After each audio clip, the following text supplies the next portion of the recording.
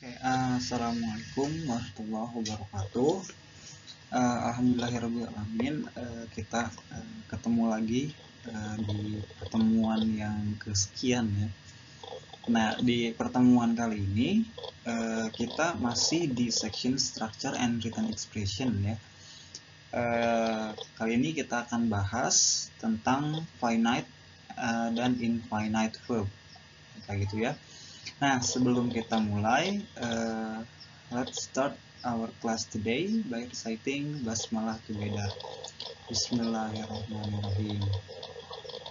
Oke, teman-teman, mungkin teman-teman udah pernah dengar, pernah baca, pernah tahu mungkin ya sekilas tentang finite and infinite verb. Nah, secara sekilas teman-teman kita bisa bahasakan, kita anggap aja kalau finite itu adalah verb asli gitu ya, secara posisi dan fungsinya kayak gitu. Nah, sedangkan finite verb itu ya bentuknya doang verb, tapi ternyata secara fungsi dan posisinya dia bukan verb. Nah, itu sekilas ya teman-teman ya.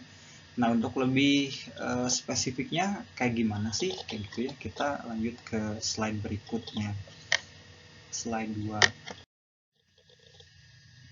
Nah, teman-teman, sebelum ke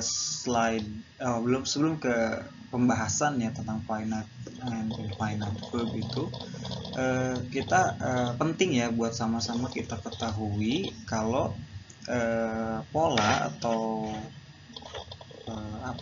pola pattern ya dalam TOEFL itu dari zaman dahulu kala sampai sekarang tuh ya gitu-gitu aja ya. Makanya suka adalah beberapa orang yang bilang kalau TOEFL itu adalah tes baku ya teman-teman ya, karena ya baku, polanya gitu-gitu aja. Nah, kayak gitu. Polanya kayak gimana? Nah, kayak gitu kan, ada pertanyaan gitu tuh, kayak gimana sih gitu kan. Nah, coba kita cek ya, kita pakai warna hitam. Kita lihat sini. Oke, biasanya pola dalam TOEFL itu ya, polanya itu kayak gitu. Subjek, ya. Ada verb, subjek, verb, objek gitu ya. Terus conjunction,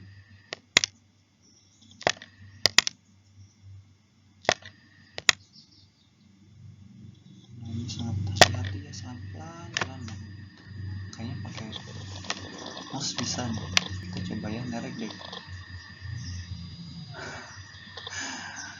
Conjunction, subject, dan verb lagi, dan seterusnya.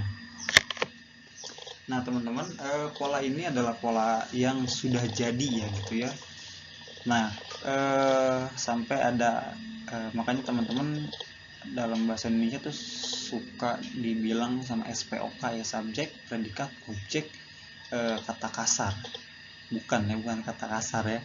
K-nya itu keterangan. Nah, subjek, objek, predikat, subjek, predikat, objek, keterangan. Atau dalam bahasa Inggris ada nih subjek, verb, objek gitu ya. Keterangan di sini boleh pakai ADV ya, verb atau conjunction dan seterusnya. Nah, tapi minimal dalam satu kalimat itu harus terdiri dari subjek, teman-teman ya. Minimal subjek dan predikat. Ini paling minimal dalam satu kalimat ya, dari satu kalimat. Nah, mudah-mudahan teman-teman udah tahu lah ya apa itu kalimat, apa itu paragraf, apa itu frase kayak gitu ya. Udah nggak ketukar lagi ya. Nah, dalam satu kalimat itu membutuhkan satu verb, satu subjek dan verb, minimal berpola ini subjek dan predikat, atau subjek dan verb dalam bahasa Inggris. Nah, ini adalah pola jadi teman-teman ya. Nah, sebelum ke pola jadi ini tuh ternyata ada sejarahnya, ada turunannya. Bagi teman-teman boleh diperhatikan buat wawasan ya, karena sebetulnya ini ada triknya sebetulnya ya. Nanti di akhir kita kasih trik untuk ke case-nya, ke dalam soalnya, cara menyelesaikan soalnya. Nah, ini wawasan buat teman-teman. Kalau awalnya pola itu dalam bahasa ya, khususnya bahasa Inggris ini itu terdiri dari ini, subjek, predikat, adverb. Nah ya, makan tadi kata saya di sini bisa boleh tambahin verb, boleh adverb. Nah, predikat itu dibagi menjadi dua, teman-teman. Kayak gitu ya. Ada predicator, ada complement. Nah, si predicator ini maksudnya si complement ini tergantung si predikatnya. Complement ini tergantung predikatnya. Nah, maksudnya gimana? Oke, kita bahas satu-satu ya, pelan-pelan. Nah, predikator ini dibagi menjadi tiga. Ada verb transitif, ada verb intransitif, ada linking verb. Linking verb. Tulisannya linking ya, LINKING. Linking verb. Kayak gitu ya. Nah, verb transitif ini udah sempat kita bahas ya di pertemuan sebelumnya. Kalau verb transitif ini adalah verb atau kata kerja yang memerlukan objek. Nah, kayak gitu. Contohnya kayak makan. Nah, makan ini membutuhkan objek. Saya makan. Makan apa? Makan nasi misalnya, kayak gitu ya.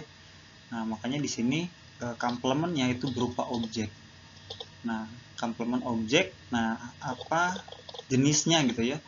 Ada banyak sebetulnya yang bisa menempati, ada beberapa lah ya, ada beberapa yang bisa menempati posisi objek. Nah, paling umum itu berupa ini nih, noun atau noun phrase. Noun itu apa? Noun itu kata benda, kayak isim lah kalau dalam bahasa Arab ya. Kata benda kayak kursi, meja, dan seterusnya. Contoh tadi saya makan apa? Makan nasi. Nah, nasi itu kan kata benda. Nah, ini berupa objek ya. Nasi menjadi objek yang berupa kata benda. Kayak gitu. Oke. Pelan-pelan kita ulangi. Verb transitif adalah verb atau kata kerja yang memerlukan objek. Nah, kayak gitu. Objek itu teman-teman ya bisa ditempati, maksudnya yang bisa menempati posisi objek itu ada beberapa. Nah, salah duanya ada noun sama noun phrase. Nah, kayak gitu ya. Noun itu apa? Noun itu kata benda. Kayak gitu. Noun phrase. Kalau noun phrase apa? Noun phrase frase kata benda. Contoh misalnya kayak gini. Frase ya. Kalau frase beda sama kalimat. Frase itu polanya head dan modifier. Menjelaskan dan dijelaskan. Contoh, mobil merah. Mobil biru nih, mobil biru. Nah, apanya yang biru? Mobilnya. Kan gitu ya. Nah, berarti si biru ini menjadi sifat dari si mobil, atau si biru ini menjelaskan si mobil. Nah, sedangkan mobil ini, biru ini menjelaskan si mobil. Nah, berarti karena mobil ini yang dijelaskan, ini menjadi head. Nah, biru yang menjelaskan, ini menjadi modifier. Nah, teman-teman, karena headnya mobil dan mobil itu kata benda, maka disebutlah ini sebagai noun phrase. Noun phrase. Gitu ya kira-kira ya. Nah, contoh misalnya saya makan apa? Makan nasi. Nah, nasi ini menjadi objek yang berupa kata benda, noun. Oke, jelas ya teman-teman ya. Nanti boleh tanyakan ini di slide 2. Nah, berikutnya verb intransitif. Verb intransitif itu adalah verb atau kata kerja yang tidak memerlukan objek. Makanya di sini complementnya O-nya dicoret. Karena tanpa objek aja kita bisa mengerti maknanya udah mufid deh. udah bermakna gitu, udah dapat dipahami. Contohnya sorry ya teman-teman, contohnya berenang, saya berenang, udah cukup kayak gitu. Berenang apa kan tidak bisa ditanya dengan oke. Sebelumnya apa yang bisa membedakan, gimana sih cara kita membedakan kalau si verb itu, si kata kerja itu transitif atau intransitif, butuh objek dan tidak butuh objek. Teman-teman mudah sekali ya, teman-teman tinggal tanya aja dengan kata tanya apa dan siapa. Kalau jawabannya itu kata benda atau frase kata benda tadi ya, berarti itu kata kerja transitif atau kata kerja yang membutuhkan objek. Tapi kalau jawabannya ternyata bukan kata benda atau kata apa tadi, frase kata benda, berarti verbnya intransitif. Contoh di berenang tadi ya. Nah, tanya aja berenangnya pakai apa dan siapa. Kamu berenang apa? Saya berenang apa? Nggak tahu kan, nggak nyambung ya. Kalau pakai siapa gimana? Kamu berenang siapa? Kayak gitu kan sama aja nggak nyambung. Kalau mau pakai bagaimana kan?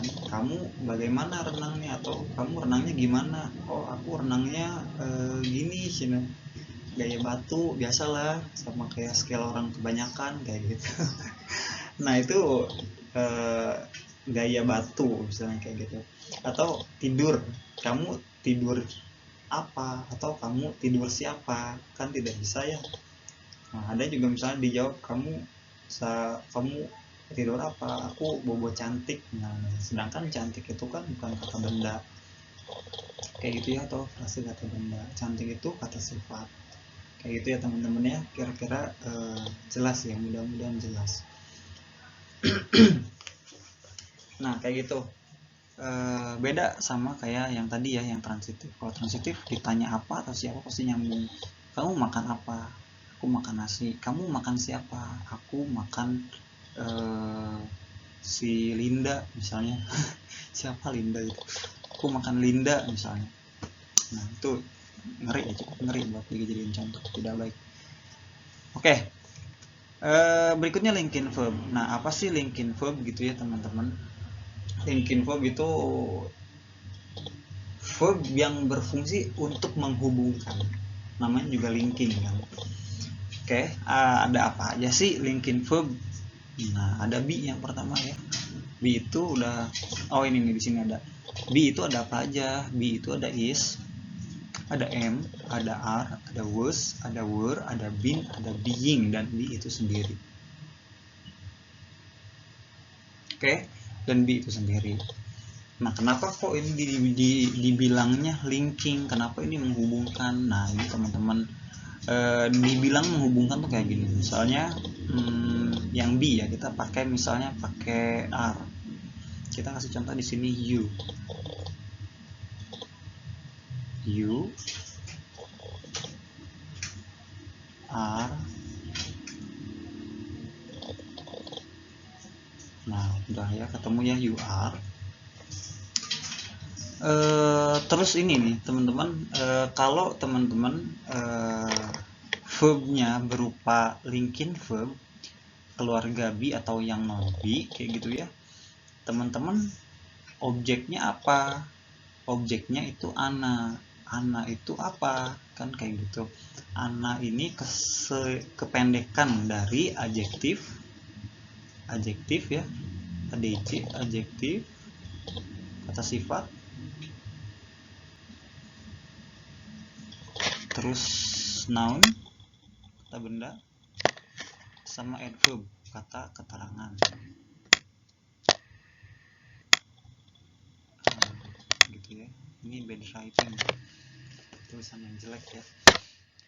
Oke, ana adjektif, noun, adverb. Kata sifat, contohnya kayak tadi cantik, jelek, ganteng, butut, goreng patut gitu ya, itu tuh kata sifat.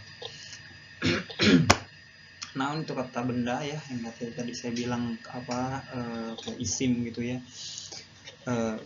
ya kursi, meja, dan lain-lain. And verb itu kata keterangan. Nah, keterangan pada umumnya ya yang sering banyak kita ketahui ada keterangan tempat, keterangan waktu, ada keterangan cara. Sebetulnya kata keterangan itu ada banyak, ada beberapa lah, bisa dihitung, masih bisa dihitung kayak gitu ya. Ada keterangan tempat, cara, dan waktu. Oke, teman-teman bisa pelajari lagi ini supaya mempersingkat durasi ya, kayak gitu. Adjektif itu apa, noun itu apa, adverb itu apa. Nah, sekarang kita kasih yang adjektif dulu ya, kata sifat. Contohnya kita pakai you. You itu jodohnya nyambungnya sama are, kalau nggak sama were. Ya kita pakai aja are misalnya. You are beautiful. You are beautiful. Nah, ini si are ini kamu cantik gitu kan ya. Kamu cantik. Nah, si are ini kenapa tidak ada arti? Gitu kan? Kamu cantik. You are beautiful. Tapi kalau misalnya nggak ada are, you beautiful itu salah. Kalau nggak ada are, karena are ini menjadi verb teman-teman. Menjadi verb dalam kalimat ini. Kan tadi di awal udah kita bilang kalau dalam satu kalimat itu berpola minimal subjek dan predikat atau subjek dan verb. Nah, makanya si are ini walaupun tidak ada maknanya secara sekilas di sini, tapi dia peranannya sangat penting atau fundamental ya teman-teman. Makanya are di sini disebut sebagai linking verb atau verb yang menghubungkan antara si subjek dan si komplemennya di sini. Itu ya kira-kira ya, itu yang ada is and are whose were been being. Nah, berikutnya apa sih, ada yang non be nih, non be. Nah, non be itu ada ini ya, saya singkat biar mudah dalam satu satuan ini. Beture, AVG, grokelo, proses. Nah, apa sih itu ya? Aneh-aneh aja gitu. Oke, be yang pertama di sini ya, yang ini. Oke, be yang ini to become, become, B-E-C-O-M-E, become. Terus ada to ya, to di sini turn, T-U-R-N, T-U-R-N, turn. Terus ada remind. Nah, remind, R-I-M-A-I-N, remain, R-E-M-A-I-N, remain itu ya. Terus ada AVG, up di sini, AP di sini berarti appear, A-P-P-E-A-R, appear tulisannya ya, appear. Berikutnya ada V ini berarti feel ya, feel yang merasakan. G di sini adalah get, G E T. Oke, get. Terus berikutnya ada grow di sini, grokelo. Grow di sini berarti grow, G R O W, grow. Terus ada K di sini berarti keep, K double E P ya, P, K E E P, keep. Terus ada low berarti look, L double O K, look. Nah, di sini ada pro bukan bro ya, pro berarti di sini proof, P R O V E, proof. SE di sini ada C berarti sim, S double E M, S E E M, sim. Terus ada SE ya, oh ya sim tadi udah. Terus ada S yang ini teman-teman ya. Nah, S yang itu ini sound S-O-U-N-D, sound. Terus S yang satunya itu smell, S-M-I-L-L, smell. Dan yang terakhir ada T ya, taste berarti ya, taste, T-A-S-T-E, taste, ya. Nah ini juga iya berarti ini semua kalau teman-teman ketemu ini dihitung sebagai verb. Kayak ini tadi, you are beautiful. Verbnya mana? Ini si are. Kan dalam satu kalimat harus ada satu subjek, harus ada satu verb lah biar gampang ya. Harus ada satu verb. Nah di sini mana verbnya? Ini are, satu. Gitu ya. Ini disebut linking verb. Contoh misalnya I feel you. Ini yang non verb, yang non be ya. I feel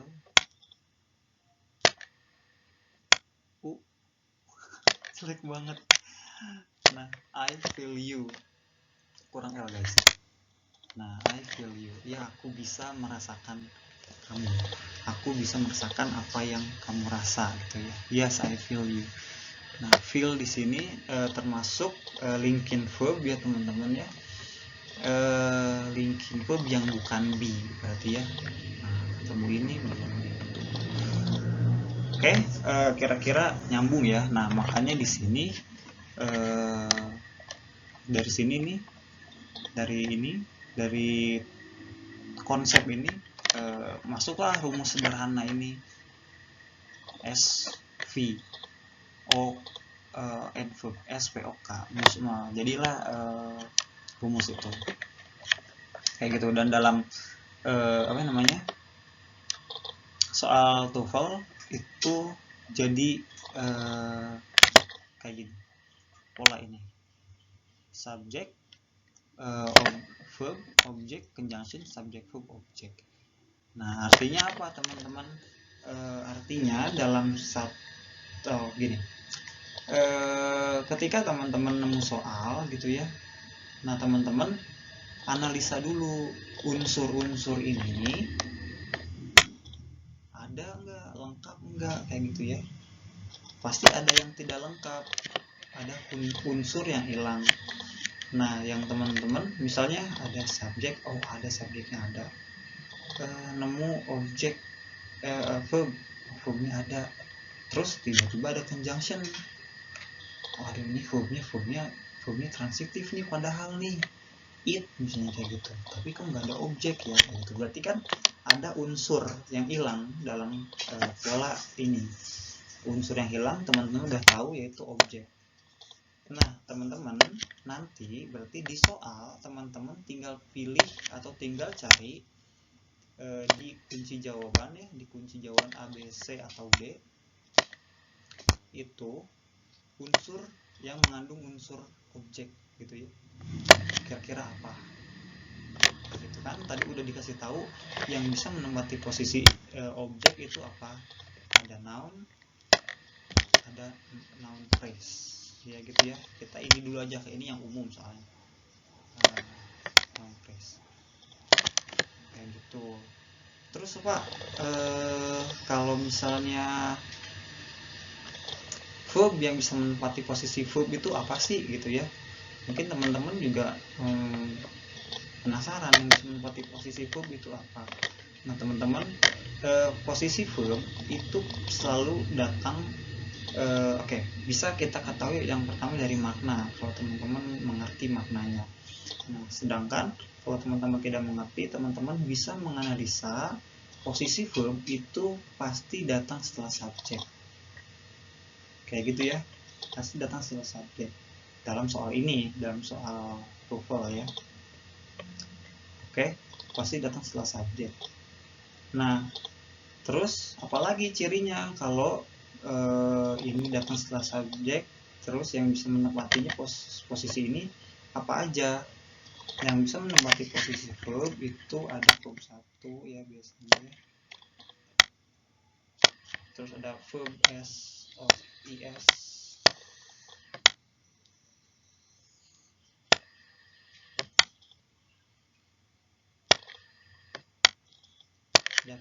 teman-teman.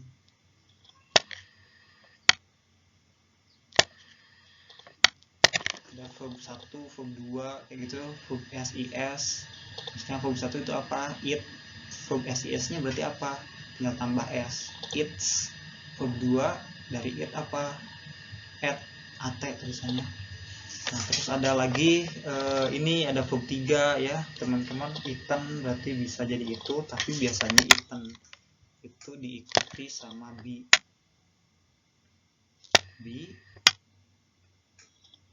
Keluarga B ini tadi ya yang SMR plus verb 3 atau verb ing. Nah teman-teman yang biasanya menempati posisi verb itu ini.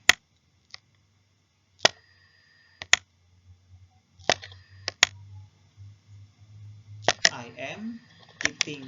Nah kayak gitu, I am eating. Itu dihitung jadi satu verb. Ada M, ada eating. Oh pak kayaknya ada dua, tapi itu dihitung satu karena datangnya setelah ini. Kayak gitu ya, pasti datang setelah subjek. Terus yang bisa menempati posisi subjek itu apa aja? Nah subjek itu pasti datangnya di awal. Oke. Dan yang bisa menempati posisi subjek itu ada beberapa teman-teman ya, cuma kita kenalan aja sama ini noun phrase. Tadi udah kita kenalan ya, noun phrase sama gerund dulu deh, sama gerund. Nah gerund itu apa? Kita kenalan sekilas ya teman-teman. Gerund itu kata kerja yang berfungsi sebagai kata benda.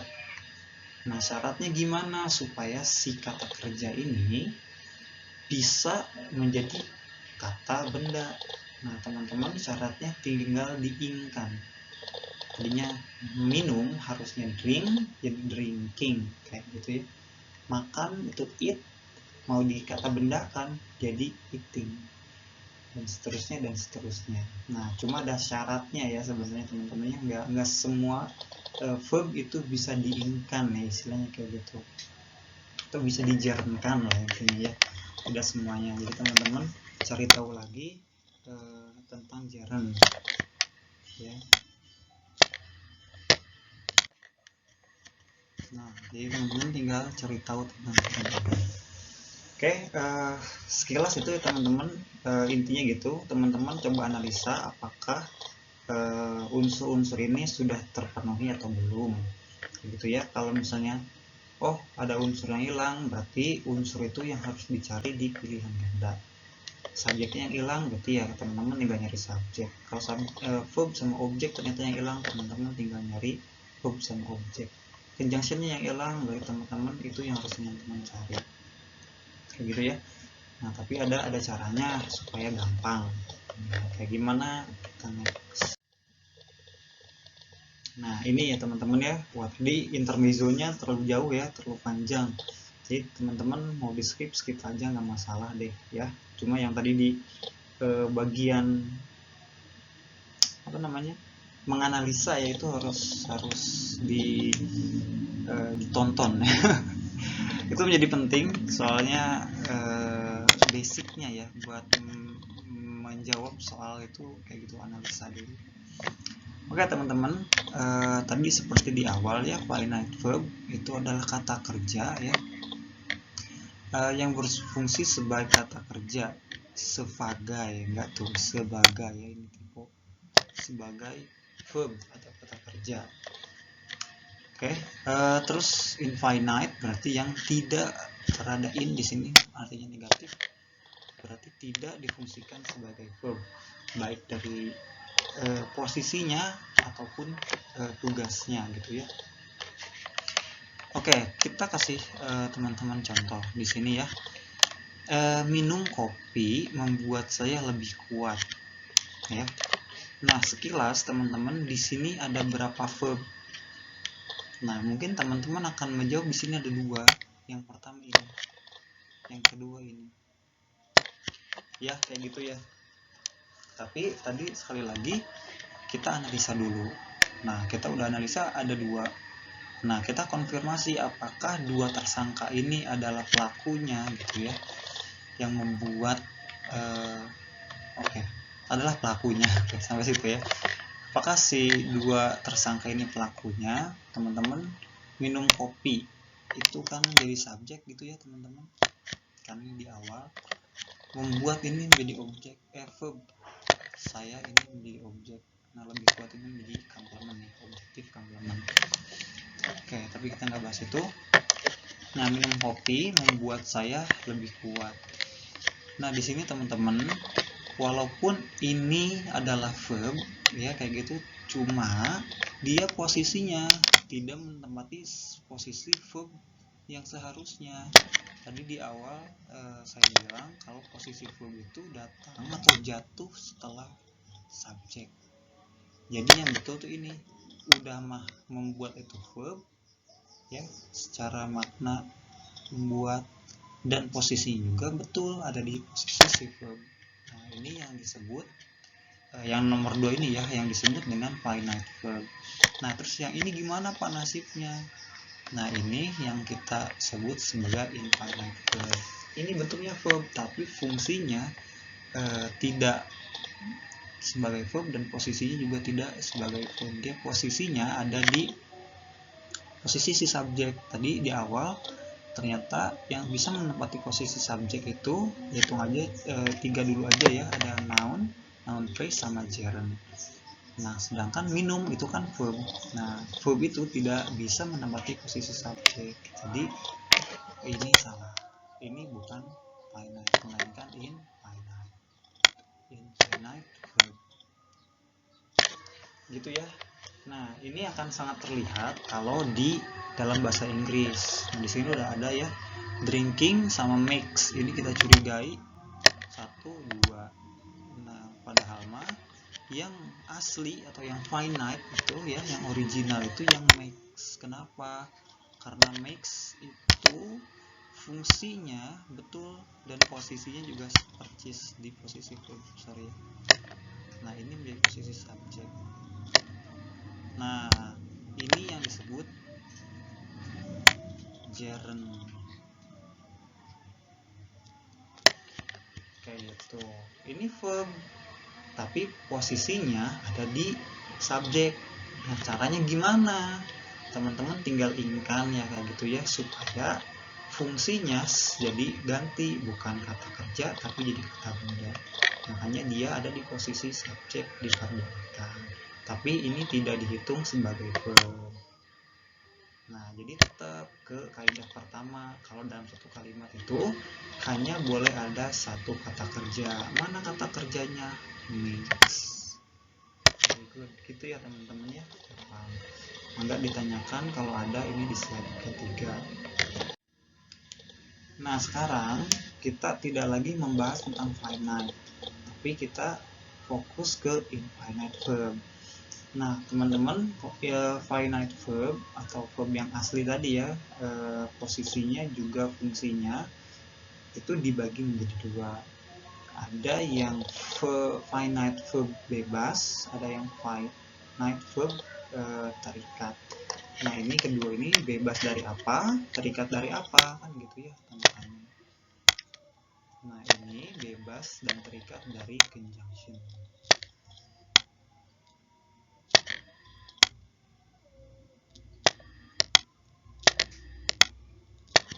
Dari conjunction. Nah teman-teman kita langsung ke contoh ya. They look so happy because they get an A score. Kita hitung nih teman-teman, ada berapa verb kira-kira di kalimat ini. Ya betul sekali, ada dua ya, ada ini look, ada get. Balik nomornya, ini satu ini dua ya, anggap aja begitu. Nah ada dua verb, kita analisa apakah ini benar finite verb. Teman-teman cek, coba lihat kalimat sebelumnya. Oh they di awal dan dia posisinya sebagai subjek gitu kan, karena they itu masuknya ke kata ganti atau pronoun ya, kayak gitu ya. Noun, bilang aja noun deh kalau gitu biar nggak susah ya. Buat sementara kita kasih bilang ini sebagai noun biar lebih mudah.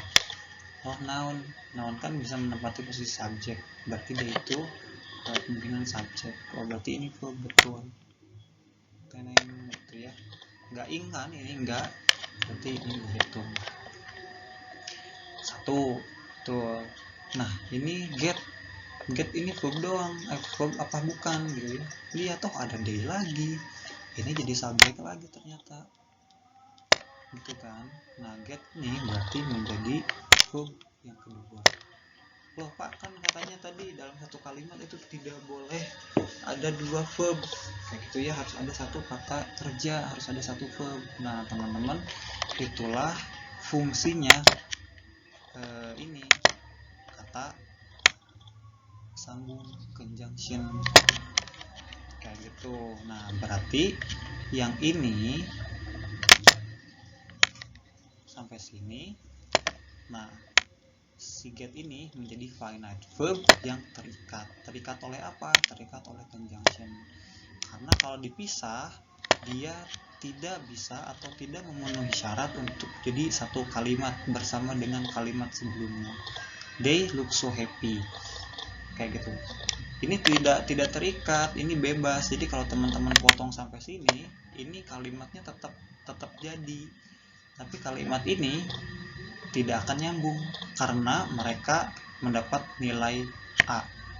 Nah, tidak lengkap maknanya. Makanya kalau ini pengen jadi satu kalimat membutuhkan conjunction yang ini. Nah, berarti ini verb betul, ini verb betul. Nah, yang ini kita sebut sebagai verb yang terikat atau finite verb yang terikat. Yang ini kita sebut sebagai finite verb yang bebas. Kayak gitu teman-teman ya, finite verb. Oke, kira-kira nyambung ya teman-teman. Nah, dalam soal biasanya teman-teman dikecoh.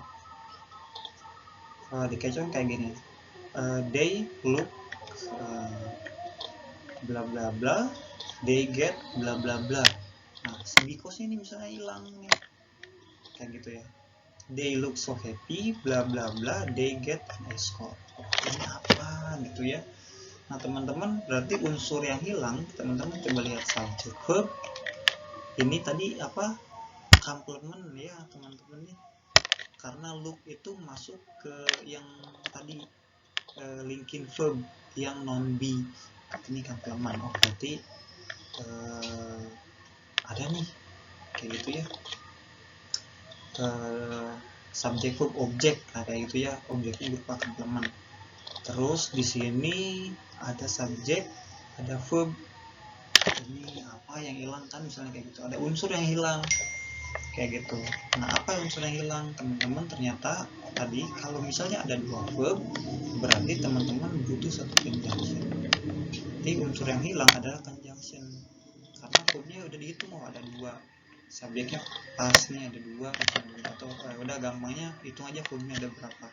Oh, verbnya ada dua, berarti kita butuh satu conjunction. Berarti nanti teman-teman di pilihan ganda tinggal cari pilihan yang mengandung unsur yang hilang tersebut. Unsur yang hilang apa? Conjunction. Berarti teman-teman tinggal pilih di pilihan ganda pilihan atau jawaban yang mengandung conjunction. Gitu ya teman-teman ya. Kita ke kesimpulan. Ini slide. Sekarang slide 5. Kesimpulan conjunction ya. Berarti gini. Jumlah verb teman-teman dalam satu kalimat itu selalu lebih banyak daripada conjunction-nya. Dalam satu kalimat ada satu verb, berarti tidak butuh conjunction. Nah, kalau ada dua verb, berarti butuh satu conjunction. Kalau ada tiga verb, berarti butuh dua conjunction. Kayak gitu ya. Teman-teman tinggal hitung aja, berarti dalam satu kalimat ada berapa verb sih gitu ya. Makanya tadi dikasih tahu cara menganalisa verb, ada finite ada infinite. Nah gitu ya, jadi yang dihitung yang finite-nya aja. Kalau finite-nya udah dihitung nih, wah ini ada dua kayak gitu, tapi conjunction-nya misalnya hilang nih verbnya, ada dua tapi nggak ada conjunction misalnya kayak gitu. Harusnya kan dalam satu kalimat kalau ada dua verb atau dua kata kerja, teman-teman butuh satu conjunction. Berarti kalau yang hilang conjunction, teman-teman cari conjunction. Tapi ternyata di lain soal teman-teman nemu lagi nih conjunction-nya ada nih, ada 2 nih kayak gitu, tapi verbnya baru ada 1 misalnya kayak gitu. Berarti kan kalau ada 2 conjunction teman-teman harusnya butuh 3 verb, sedangkan di soal cuma ada 1 verb. Nah berarti teman-teman tinggal cari 2 lagi verb, 2 verb lagi, 2 verb sisanya kayak gitu ya. Kita lihat di contoh. Nah ini contohnya teman-teman ya, ini case-nya ya, ini soalnya di soal TOEFL. In the United States gitu ya, bla bla bla is generally bla bla bla. Nah teman-teman tadi kalau ada soal yang pertama analisa dulu unsur apa yang hilang, coba cek gitu kan. Oh, ini ya hilangnya di depan ya.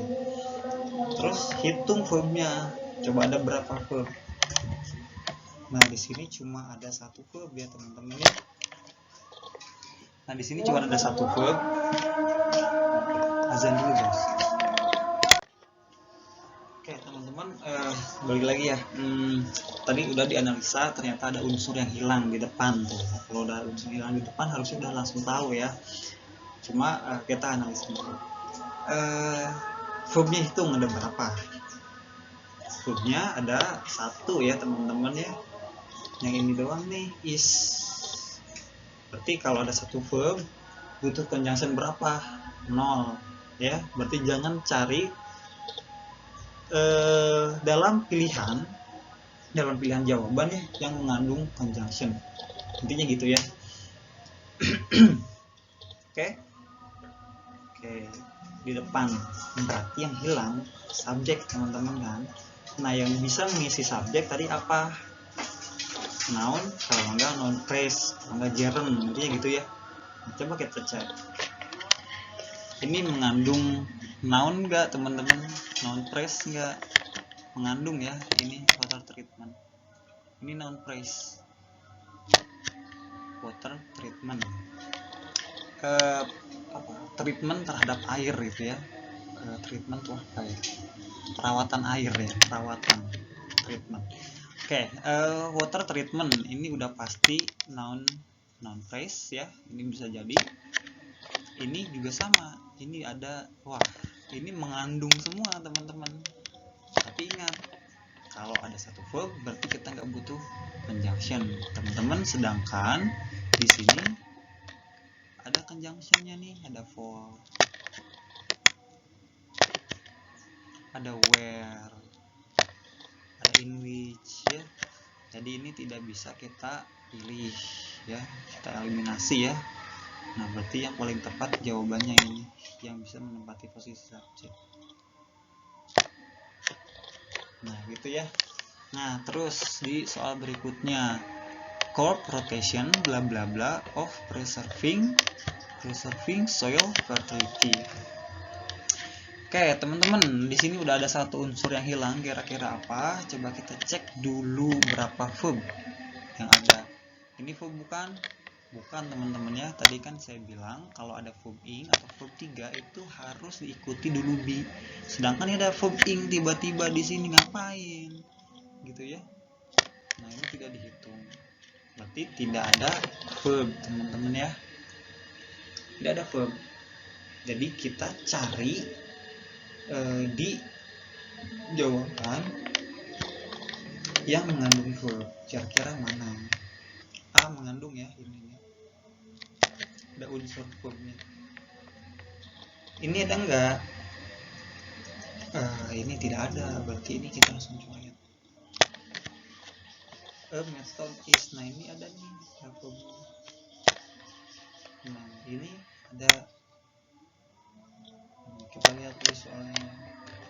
Ini kalau verb yang hilang berarti karena ini depan, dan ini merupakan noun phrase, crop sama rotation, berarti ini subjek gitu ya. Nah berarti yang hilang verb, ini yang kita cari, unsur yang hilang adalah verb. Nah ini betul nggak?